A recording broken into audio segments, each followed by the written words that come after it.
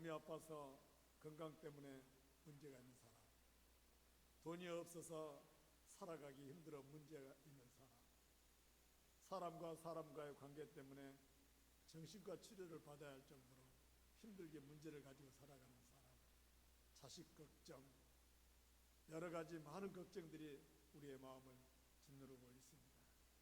많은 사람들이 여러 가지 문제로 고민하고 고생하지만 그 중에 대표적인 것이라면 아마 돈 문제가 아닐까 이런 생각이 듭니다. 사실 죽을 병이 들어도 돈만 있으면 문제될 것이 없다고 합니다. 요즘 세상에는 암이 제일 무서운 병이잖아요. 그런데 암 때문에 걱정이 되어도 주사 한 방이면 몸 안의 암균을 다 죽여버리고 완치 판정을 받을 수 있답니다. 급성 백혈병을 비롯해서 다양한 암 환자도 주사로 완치 판정을 받을 수 있다고 하는데, 이 주사가 무슨 주사인가? 꿈의 항암제라고 불려지는 킴리아라고 하는 주사는 한 대 맞은데 5억 4천만 원입니다. 놀래서 그냥 되잖아요. 그 다음 들어보십시오. 졸겐스마라고 하는 주사약은 한 번 맞은데 28억입니다. 그냥 놀리지도 않죠. 돈만 있으면 병도 걱정할 것이 없다는 생각이 들 정도입니다. 그래서 우리 인생의 모든 이 문제, 왜 문제가 생길까? 돈. 자, 그렇게 한번 써봤습니다. 무엇을 가졌느냐가 우리 인생의 문제인 것이죠. 그렇다면 여러분, 한번 뒤집어서 생각해 본다면 문제가 있다면 또 뭐도 있을까요? 답도 있겠죠. 그렇습니다. 문제만 있는 것은 이 세상에 아무것도 없어요. 문제가 있으면 답도 있어요. 그러니까 답이 있으니까 문제가 있는 거예요. 그러므로 문제에 가려서, 문제에 눌려서, 문제 때문에 절망하고 좌절하고 죽을 것처럼 하지만 말고 뭣도 있다? 답도 있다. 내 인생의 문제, 답도 있다. 이 확신을 가지시고 오늘 말씀과 더불어서 답을 한번 찾아가 보는 저와 여러분 되시길 원합니다. 할렐루야. 그런데 사람들이 답을 몰라요. 답을 알 수가 없다 그래요. 그런데 여러분, 산수나 수학도 공식을 적용해 가지고 답을 풀어가잖아요. 우리 인생의 문제도 공식을 적용해서 풀어가야 되는 거예요. 그런데 그 인생의 공식을 모른다는 거죠. 또 공식을 알려줘도 믿지를 않아요. 오늘 말씀에서 그 문제의 공식을 찾아서 공식을 적용해서 우리 인생의 문제를 여러분 해결하고 뛰어넘을 수 있기를 원합니다. 사람이 무엇으로 사는가? 오늘 본문의 말씀이 그 문제를 먼저 제시하고 있습니다. 사람이 무엇으로 사는가? 인류가 시작되면서 끊임없이 제기된 질문이죠. 산다는 것이 무엇이며 어떻게 살아야 잘 사는 것인가? 밥으로 사는가? 떡으로 사는가? 밥이 전부인가? 밥을 위해서 일하는가? 살기 위해서 먹는 것인지 먹기 위해서 사는 것인지 알 수가 없어요. 우리 인생 이렇게 혼란스러울 때에 여러분은 무엇을 위하여 사십니까? 여러분도 뭐 외에는 아니겠죠. 살기 위해서 먹든지 먹기 위해서 살든지 아무 둘 중에 하나지 않겠습니까? 그런데 어떻게 사는 것이 제대로 사는 것이냐, 살기 위해서는 무엇이 필요한가라고 하는 질문이 오늘 우리 인생에 던지는 질문입니다. 여기 제가 인생의 근본적인 문제, 그 해답은 무엇인가라고 하는 주제를 가지고 여러분 앞에 섰는데, 오늘 본문의 말씀이 우리가 잘 아는 예수님의 40일 금식 기도하신 이후에 사탄이 예수님을 시험하는 내용의 말씀입니다. 사탄은 너무나 잘 압니다. 예수님이 40일 금식했기 때문에 얼마나 배가 고플지 잘 아는 마귀가 예수님을 유혹하는 거예요. 돌로 떡이 되게 하라. 예수님은 능히 그렇게 할 수 있거든요. 만약에 마귀가 우리에게, 제가 뭐 일주일 금식했다고 해서 저한테 찾아와서 돌로 떡이 되게 하라, 그렇게 안 합니다. 마귀는. 왜냐하면 내가 돌로 떡을 만들 만한 능력이 안 된 걸 알기 때문에 나한테는 젊은 수준이 달라요. 나한테는 젊은 수준이 뭐냐면 얼른 집에 가서 밥 먹어라. 그것이 마귀의 유혹이에요. 내가 이 강단에 엎드려서 금식기도 하고 있다면 배가 고픈 나한테 찾아와가지고 마귀가 얼른 여기로 돌아가서 집에 가서 밥이나 먹어라. 그렇게 유혹한단 말이에요. 근데 예수님에게는 그럴 만한 능력이 되니까 돌로 떡을 만들어다. 그렇게 말하는 거예요. 마귀도 그 수준에 맞게 유혹하는 거예요. 광주에서 한 아파트 관리사무소 회계를 맡은 48살 A씨가 빚이 많이 졌나 봐요. 그 자기 빚을 갚으려고 아파트 관리사무소의 그 건물 수리비를 매번마다 3천만 원씩 모르게 빼다가 7억이 됐어요. 그래서 그것으로 빚을 쭉 갚으면서 조금씩 빼내는데 이 사람 생각에 누가 알겠어? 조금씩 빼내는데 모르겠지 하고 누가 이 여자를 자꾸 꼬드겼을까요? 마귀가 그런 말입니다. 3천만 원씩 2천만 원씩 모를 거야. 결국은 이 여자는 들통에 나가서 붙잡히고 만 것이죠. 이처럼 마귀는 우리의 환경과 형편에 따라서 계속 우리를 유혹하는 것입니다. 예수님은 이런 지하에 사람이 떡으로만 사는 것이 아니다. 하나님의 말씀으로 사는 거야 라고 물리쳤는데 우리 인생은 끊임없이 유혹하는 거야. 사람은 떡으로 사는 거야. 떡이 있어야 해. 당장에 굶어봐. 비참하잖아. 코가 석자라도 뭐 한다고요? 뭐가 양반이라 했어요. 뭐가 양반이야. 금강산도 뭐라고요? 식후경이야. 돈이 있어야 교회도 다니는 거야. 이렇게 끊임없이 돈과 관련해서 우리를 속삭여요. 누가? 마귀가 속삭인단 말입니다. 이런 유혹에 사람들은 정신없이 일을 합니다. 그래, 돈이 있어야 돼요. 돈이 있어야 돼요. 쉬는 날도 일을 해야 돼. 그러다가 병이 생기면 또 병원에 가고 또 갔다 와서 또 일하고 또 병원에 다니고 또 병원에 이렇게 반복되는 삶을 사는 거예요. 결국은 우리 인생들이 떡이고 돈이고 떡이 재산이고 떡이 힘이고 떡이 능력이기 때문에 떡을 찾아서 헤매면서 돈을 쫓아가는 것이죠. 그래서 떡을 위하여 사람을 속이고 떡을 위하여 거짓말을 하고 떡을 위하여 싸우고 그게 다 사탄의 속삭임이라는 것이죠. 여러분, 우리 인생은 돈으로 사는 것 같아도 실상 돈으로 사는 게 아닙니다. 떡으로 배부를 수는 있지만 마음에 풍요로울 수는 없는 것입니다. 떡으로 살 수는 있지만 온전한 인격체는 될 수가 없습니다. 그래서 오늘 말씀에 사탄이 예수님에게 떡을 돌로 만들어 먹으라고 하는 유혹에 단호하게 사람이 떡으로 사는 것이 아니다. 사람은 하나님의 입에서 나오는 말씀으로 사는 거다 하고 사탄을 물리쳤다는 말씀입니다. 그러면 말씀으로 산다는 것은 무슨 뜻일까? 말씀으로 산다. 하나님이 이스라엘 백성들을 광야 40년을 살아가는데 하나님의 말씀으로 사는 법을 훈련시켰습니다. 오늘 본문 4장 4절의 말씀에 사람이 떡으로만 살 것이 아니요 하나님의 입에서 나오는 모든 말씀으로 살 것이라, 이 말씀은 신명기 8장 3절에 나온 말씀입니다. 신명기 8장 3절 봐볼까요? 같이 읽습니다. 시작. 사람이 떡으로만 사는 것이 아니요 여호와의 입에서 나오는 모든 말씀으로 사는 줄을 내가 알게 하려 하심이라. 아멘. 그렇습니다. 광야 40년 동안 살아가는데 하늘에서 내리는 만나를 먹으면서 만나를 거두는 규칙을 세웠습니다. 사람마다 하루 한 호멜씩 거두라고 하셨습니다. 그러나 욕심을 부려서 많이 거두면 남은 것은 벌레가 생기고 썩어서 냄새가 나게 만들어버렸어요. 먹을 수가 없죠. 그리고 또 아침 일찍 해가 뜨기 전에 거둬야 됩니다.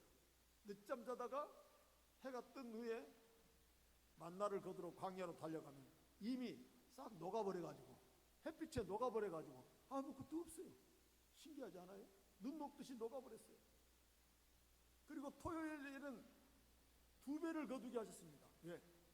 주일날 안식일까지 뭐가 됩니까? 이틀째를 몽땅 거두겠습니다. 그런데 이틀째를 몽땅 거두고 토요일날 그것을 먹고 일요일, 주일 그 다음날까지 놔둬도 썩지도 않고 냄새 나지도 않아요. 어쩔 때는 썩어서 냄새가 나서 못 먹게 되고, 어쩔 때는 안 썩고, 똑같은 만난데 이게 하나님의 말씀대로 순종하니 걱정 없이 먹고 살게 되더라는 것을 훈련시키려고 그러신다는 거예요. 그래서 광야 40년 동안 살면서 굶지 않았습니다. 그 척박한 광야, 아무것도 없는 광야에서 배부르게 40년 동안 먹고 살았습니다. 이렇게 말씀대로 사는 것이 진짜 사는 거라는 것을 훈련시키려고 만나로 훈련시키는 것입니다. 그래서 오늘 보면 4장 4절 말씀에서도 예수님께서 사람이 떡으로 사는 것이 아니다, 하나님의 말씀으로 사는 거다라고 사탄에게 경고를 하고 사탄을 쫓아냈던 것이죠. 그래서 하나님의 입으로 나오는 말씀, 입으로 나오는 말씀이 무슨 뜻일까? 이 스토마라고 하는 단어는 발언이나 연설을 의미합니다. 그리고 나오는 말씀이라고 하는 에크로프로라고 하는 단어는 흘러가다, 전달된다, 그런 뜻입니다. 그러니까 오늘날로 말하면은 이 강단에 세운 목사의 입이나 발언을 통하여 하나님의 말씀이 흘러가다, 하나님의 말씀이 여러분의 마음속으로 흘러가다. 그래서 하나님의 입에서 나오는 말씀, 그 말씀으로 여러분이 사는 길이 열린다는 것입니다. 그래서 요한복음 5장 25절 말씀에 진실로 진실로 너희에게 이르노니 죽은 자들이 하나님의 아들의 음성을 들을 때가 오나니 곧 이때라. 듣는 자는 뭐하리라? 살아나리라. 하나님의 말씀을 들으면 살 길이 열린다는 것입니다. 그래서 우리가 하나님을 예배하면서 들려지는 말씀이 우리를 하나님의 사람으로 세워가는 거예요. 하나님의 사람으로 가치 있는 존귀한 사람으로 살게 하는 거예요. 하나님의 말씀이 우리를 하나님을 닮은 형상으로 만들어가는 것입니다. 즉 하나님의 말씀이 우리 안에 있는 죄의 성품을 하나하나 벗겨내고 우리 안에 있는 하나님의 형상을 찾아내는 거예요. 그래서 하나님의 말씀이 우리의 자존감을 회복시키는 것입니다.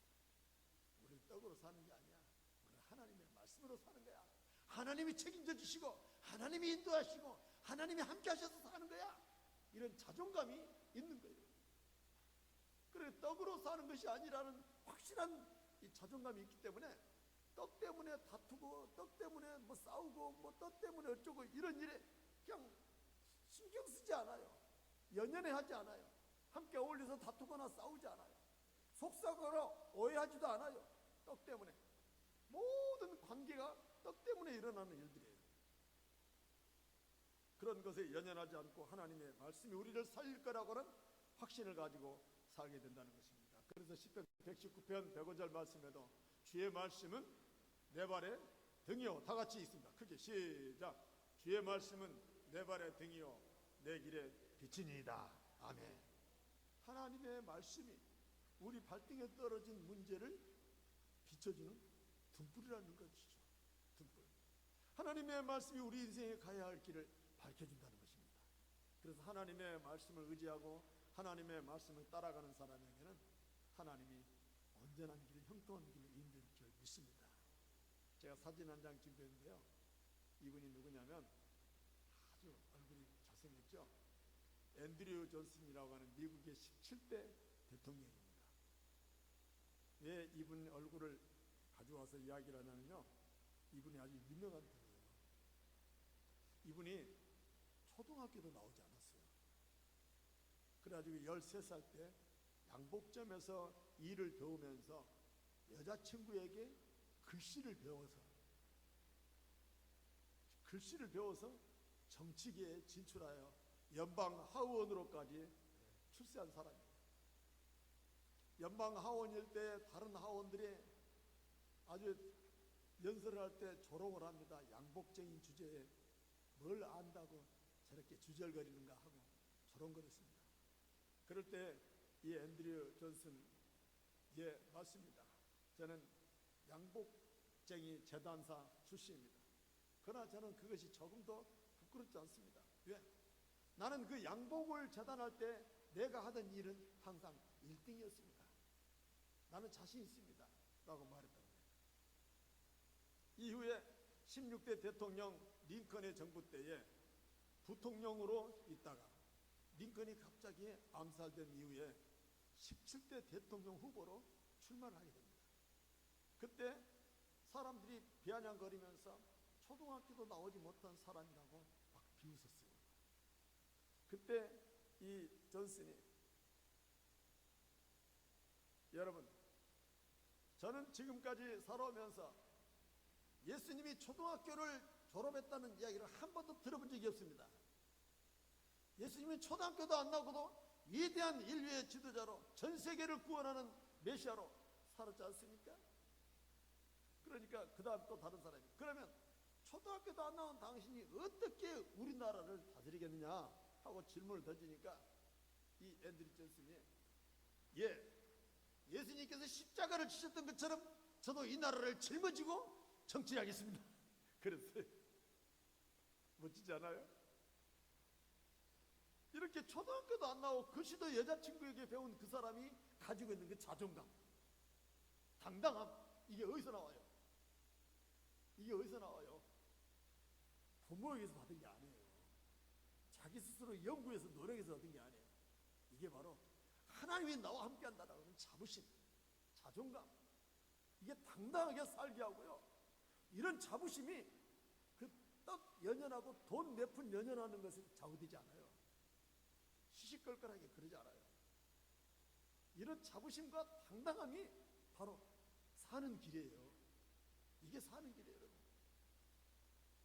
근데요, 유명한 이 앤드류 대통령의 유명한 행적 중에 하나가 소련의 알래스카 땅을 720만 달러, 우리나라 돈으로 82억을 주고 알래스카 땅을 사버렸습니다. 그때 당시에는 얼음으로 둘러싸여서 쓸모없는 땅이라고 소련에서 팔아버렸지만, 지금은 알래스카 땅에 어마어마한 광물 자원이 있어서 미국의 3억 인구가 250년 동안 먹고 살 수 있는 그 광물이 들어있답니다. 광물이 어마어마한 땅이죠. 이처럼 떡으로 사는 사람의 한계는 겨우 떡 한 개에 살다가 한계에 붙들려서 육신으로 끝나버려요.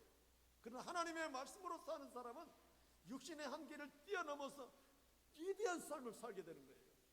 이게 바로 떡과는 비교할 수 없는 삶이에요.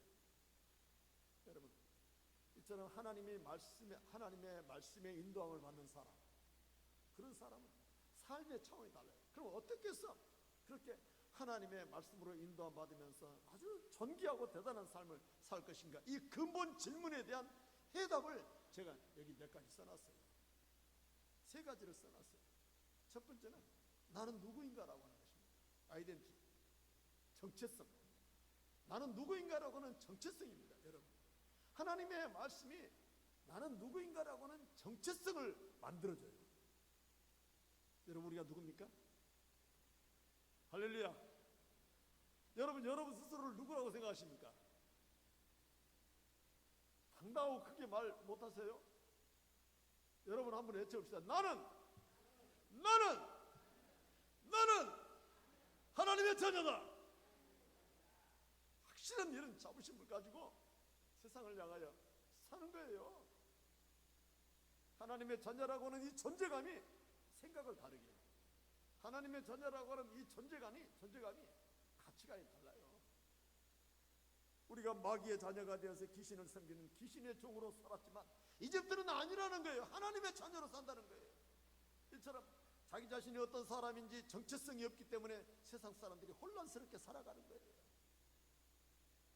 그러나 우리는 하나님의 자녀이기 때문에 하나님의 말씀대로 살 때 우리의 가치, 존재감이 새롭게 형성될 줄 믿습니다. 우리는 돈을 떠나서 밥 한 그릇에 떡 한 조각에 묻들어 사는 것이 아니라 굶어도 하나님의 자녀로 산다, 이런 자부심을 가질 수 있기를 원합니다. 말씀을 떠나니까 돈의 노예가 되어 돈만 쫓아가는 인생이 되어버리고 마는 것입니다. 오늘 사실 여기 계신 분들은 그런 분이 아니에요. 여기 안 계신 분들이 이 말씀을 들었어야 돼요. 여기 안 계신 분들은 다 가버렸거든요. 말씀을 떠나서 다 가버렸어요. 그 사람들이 이 말씀을 들어야 돼요. 이 말씀.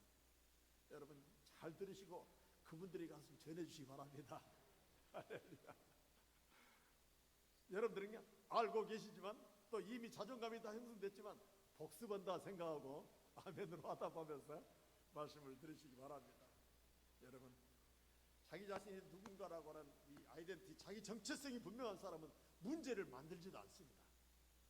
그리고 문제를 문제로 여기지도 않아요.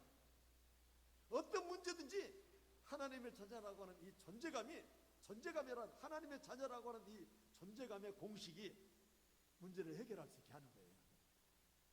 이런 문제를 뛰어넘는 확실하고 분명한 존재감이 여러분의 있기를 축복합니다. 두 번째로 따라서 합니다. 나는 어디서 왔는가? 나는 어디서 왔는가라고 하는 출처. 나는 우리 아버지가 낳았지, 우리 엄마가 낳았지, 이런 생각에 갇혀 있는 것이 아니라, 그래, 부모님의 은혜로 내가 태어났어요. 이 땅에 태어났어요. 태어나고 보니까 나라고 하는 존재가 부모님의 자식을 뛰어넘어서 하나님의 자녀라고 하는 존재감을 발견하는 거예요. 여러분, 우리의 출발이 하나님이에요. 하나님.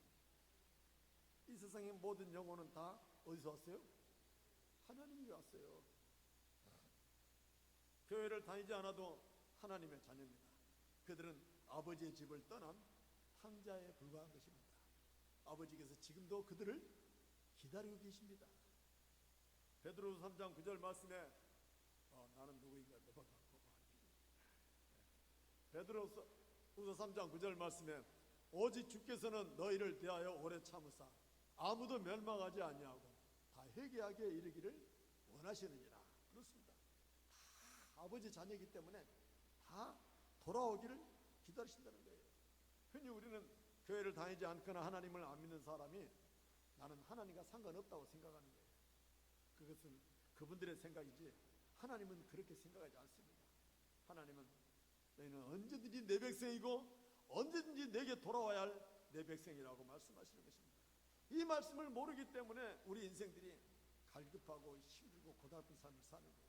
아모스 8장 11절 말씀에 내가 기근을 땅에 버느리니 양식이 없어 기름이 아니며 물이 없어 가람도 아니고 여호와의 말씀을 듣지 못한 기간이라.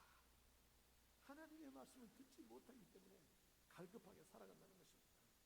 이처럼 우리 인생들이 방황하고 갈등을 겪고 싸우고 다투고 분내며 살아가는 모든 삶은 하나님의 말씀을 듣지 못하기 때문에, 네, 우리 인생의 출발이 하나님께로 왔다고 믿어지는 그 순간 하나님의 말씀을 듣고 살아가는 것이죠. 그런데 인생의 출발이 어딘지를 모르는 채 살아가기 때문에 방황하는 것입니다.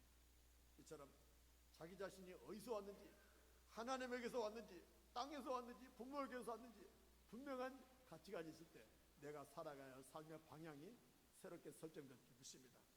세 번째로 다 같이 시작. 나는 어디로 갈 것인가? 이것은 우리는 하나님께로 가야 됩니다. 사람이 죽으면 돌아가셨다 그러잖아요. 돌아가셨다는 말씀은 왔던 곳으로 돌아갔다는 뜻입니다. 그래서 하나님의 말씀은 우리가 돌아가야 할 방향을 정확하게 정해 놓으셨어요. 우리가 돌아갈 방향이 어디예요? 함께 읽습니다. 시작. 인생들의 혼은 위로 올라가고 짐승의 혼은 아래고 땅으로 내려가는 줄 누가 알냐? 아멘. 그렇습니다. 우리 인생들은 혼은 하나님께로 가고 육신은 땅으로 내려간다는 것입니다. 한 줌의 흙이니 흙으로 돌아갈 거라고 말씀하는 것입니다. 이처럼 우리 인생이 어디로 갈 것인가 분명히 알 때에 우리는 내 인생의 여러 가지 많은 문제 속에서 방향을 새롭게 설정하고 문제를 답을 찾아서 나아가게 될 줄 믿습니다. 어제 저녁에 잠들기 전에 제 딸하여 통화를 했습니다. 방송국에 지금 팀장으로 있는데, 팀장은 이제 PD 여러 명을 이렇게 컨트롤 해주는 역할이거든요. 방송국 PD들을. 근데 PD들을 하고 또 위에는 본부장과 부장이 있기 때문에 PD들과 그 본부장과 부장 사이에서 그 팀장의 역할이 매우 중요한 것 같아요. 여러 사람들이 많이 있죠. 성격도 다 다르고. 그러니까 굉장히 사람 관리하는 것이 힘들어가지고 스트레스를 받은 것 같아요. 여러 가지 일들로 이제 상담을 쭉 하면서 이야기를 하는데 제가 결론을 내렸어요. 그래, 많이 힘들겠지.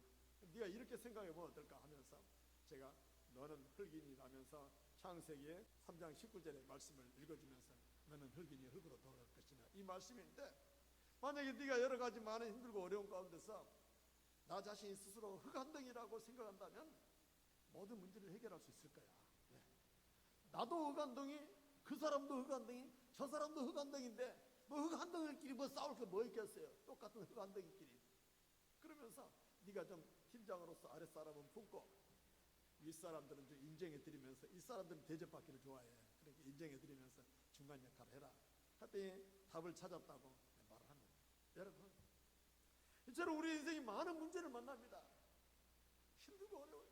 그러나 거기서 하나님의 말씀에서 해답을 찾을 때 인생의 문제는 풀리게 될 줄 믿습니다. 그래서 우리 인생이 마침내 이 땅에서 돌아가야 할 것은 하나님이죠. 돌아갈 것이 없는 사람은 나그네입니다. 돌아갈 것이 있는 사람은 나그네가 아니죠. 우리는 바로 이 땅에서 나그네로 살지만 돌아갈 것이 있는 하나님의 자녀임을 믿습니다. 이렇게 그리스도인의 가치관, 그리스도인의 자존감, 그리스도인의 거룩함이 우리의 모든 문제를 향하여 담대하게 나아갈 수 있는 길이 될 것입니다. 이렇게 탁월한 자존심을 가진 사람은 고린도후서 6장 10절 말씀처럼 다 같이 읽습니다. 시작. 근심하는 자 같으나 항상 기뻐하고, 가난한 자 같으나 많은 사람을 부유하게 하고, 아무것도 없는 자 같으나 모든 것을 가진 자로다. 할렐루야. 그렇습니다, 여러분. 이게 그리스도인의 자존감이에요. 근심하는 것 같지만 아니야. 나는 내 안에 그리스도 예수께서 계시기 때문에 그냥 기뻐. 내가 없고 부족하고 가난한 것 같아도 결코 그렇지 않아. 부자이신 우리 주님이 내 아버지시야. 이런 착각 아닌 착각을 하면서 자존감을 지키고, 그 어떤 것에도 유혹당하지 않으며 당당하게 살게 되는 것입니다. 그러므로 우리 믿는 그리스도인들이 돈 때문에 문제를 해결하지 못하고, 돈 때문에 문제에 얽힐지라도 이 돈에 대한 소유 개념을 새롭게 해볼 필요가 있습니다. 이 모든 것이 다 하나님의 것이고, 하나님이 주시며 하나님이 주신 것은 나는 사용할 뿐이라고 하는 소유 개념을 가져야 할 필요가 있습니다. 그러므로 우리는 이 땅에서 주님이 소유 개념에 대해서 이렇게 말씀하신 부분을 여러분 함께 다 같이 읽어보겠습니다. 시작. 오직 너희를 위하여 보물을 하늘에 쌓아두라. 아멘. 그렇습니다. 우리 것, 내 것은 이 땅에 있지 않아요. 내 것은 하늘나라에 있어요. 하늘나라에 있는 것만 진짜 내 건 거예요. 여러분, 이 말씀 믿어주시기 원합니다. 내 호주머니에 있는 것이 내 것이 아니에요. 통장 속에 있는 것이 내 것이 아니에요, 여러분. 그 내 거 아니에요. 하나님께 하늘나라에 올려드린 것, 그것이 진짜 내 것이에요. 그래서 주님이 하늘나라에 쌓아둔 그것만이 내 것이라고 하는 말씀을 하시는 것입니다. 그것에서 영원히 내 것이 되어 누리게 될 것입니다. 이 소유에 대한 개념이 바로 하늘나라에 있음을 깨닫고 이 땅의 것에 연연하지 아니하며 믿음으로 승리할 수 있기를 축복합니다. 이런 분명한 소유관이 우리의 삶을 풍요롭게 하고, 어떤 물질 속에서도 담대하게 살게 할 줄 믿습니다. 사람이 살아가는데요, 정말 다 달라요. 달라도 너무나 다르고 차이가 많이 나요. 교도소를 들락거리며 사는 사람도 자기 자신이 그 인생의 전부인 줄 알고 착각하며 사는 거예요. 그러니까 또 들어가고 또 들어가고 또 들어가고 또 3번, 4번, 5번 그렇게 사는 인생이 있어요. 겉모어 술수로 정치하는 사람들은 그것이 전부인 줄 알고 살아가는 것입니다.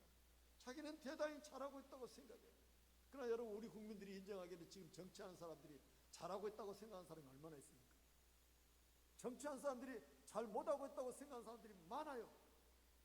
그런데도 불구하고 자기들은 지금 잘하고 있다고 생각하는 거예요. 그렇게 살아가는 사람들이 있는가 반면에 섬기며 나누며 봉사하는 사람의 가치는 보통 사람들이 인정하는 존귀한 가치가 아닙니다. 더 나아가 희생하고 헌신하며 살아가는 사람의 가치관은 하나님이 인정하실 만한 가치관입니다. 사람들이 자신들의 가치관을 가지고 어떤 사람은 영광스럽게 살아가지만 어떤 사람은 비천하게 살고 있는 거예요. 그러면 여러분, 우리가 하나님의 말씀으로 말미암아 산다는 것은 하나님의 말씀으로 인하여 우리의 가치관을 새롭게 하는 것입니다. 그러므로 이제 말씀을 마치겠습니다. 말씀으로 우리가 새롭게 되었으니 말씀으로만 살아볼 수 있기를 원합니다. 말씀을 잘 먹어 빛을 발하는 그리스도인의 사람으로 살아볼 수 있기를 축복합니다.